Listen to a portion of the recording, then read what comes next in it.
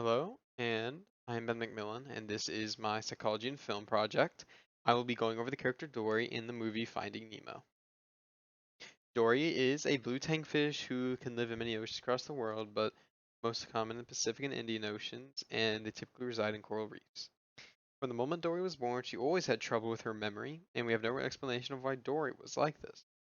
Dory lives in a social community with many other kinds of intelligent sea creatures who, for the most part, all seem to get along. However, there's still dangers that come with from within the community and and outside of the community. There's this one clownfish who lives in her community. His name is Marlin. His son got taken by some people, and he's trying to find out where his son is and save him.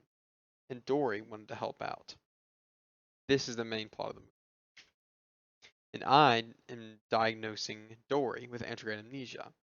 This is for a type of amnesia where the diagnosed individual has extreme difficulty or just cannot form new long-term memories after a specific incident or point in life.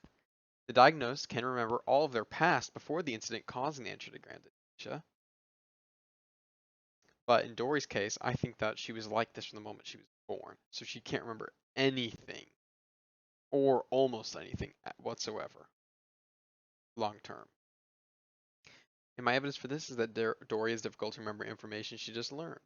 Like, she learned about Nemo and completely mispronounced his name at times. One time called him Elmo, I think, or something like that. It was pretty funny.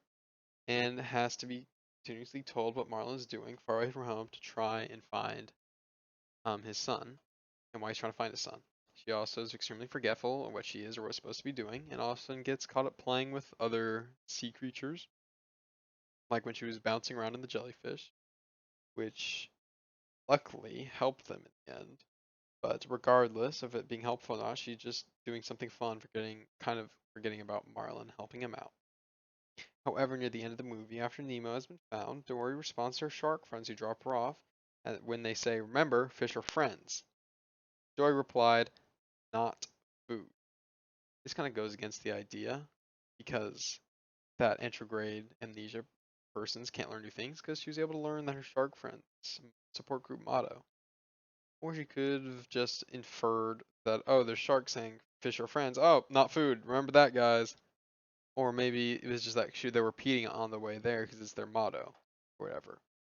But it's purely speculative, but it's a bit odd just to, out of the blue, her to remember to remember that kind of motto, unless they were just talking about it, like very recent, like seconds or moments before that she was dropped off. Then for impact, I don't feel like Dory's social life has impacted it much because she was still able to make so many friends and have so much fun with different people. And it didn't really matter to all of the other fish people, intelligent fish people, that she had trouble remembering things because she was always positive and there to have a good time and there for her friends. So it didn't really matter to them. They kind of looked past that she couldn't make new memories because no matter what, she'd always be nice and playful.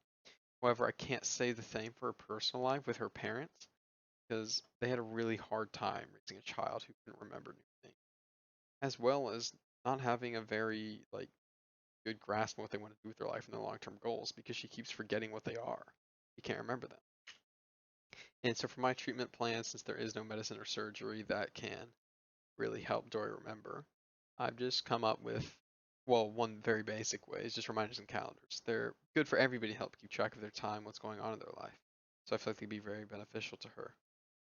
And I'd also want Dory to have some markers on at all times to write down very important information, any piece of paper, I guess not paper, at the bottom of the ocean, but a rock or on her scales when she needed.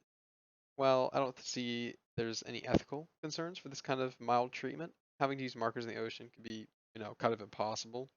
Kind of a situational issue, so she'll have to get like some underwater markers or very water resistant.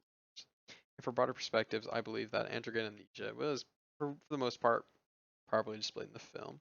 Other than some slight inconsistencies with her memory ability, I believe that the hindering and loss of ability to make new long-term memories is presented very well in the movie, with Dory getting distracted very easily, not remembering what she's doing or the name of who she's with, or just general things that are going on. I don't think there's any real terrible stigmas associated with this disorder in our culture, other than those with the disorder being perceived as somewhat helpless. And for culture perspective, I do believe that this kind of disorder is diagnosed in most cultures. However, I'm sure there'd be some cultures who just write someone off like Dory as someone who just doesn't pay attention to anything, is just stupid and inept, or just doesn't hear anybody, or like self-absorbed or something. If Dory did go to a fish therapist, I'm sure that they'd be able to put a name on what Dory's experiencing. But since they like lack the DSM-5 or any like psychological training or schooling, um, even then, I'm pretty sure the hyperintelligent fish could still come with some kind of label for the set of rules and dysfunctions she's experiencing because they aren't normal. And since they're hyperintelligent and emotional, I'm sure they'd be able to understand her. So they just probably wouldn't call it the same thing since they have no real training on it. And here are my reference slides. Thank you and have a good day and rest of your time grading. Good luck.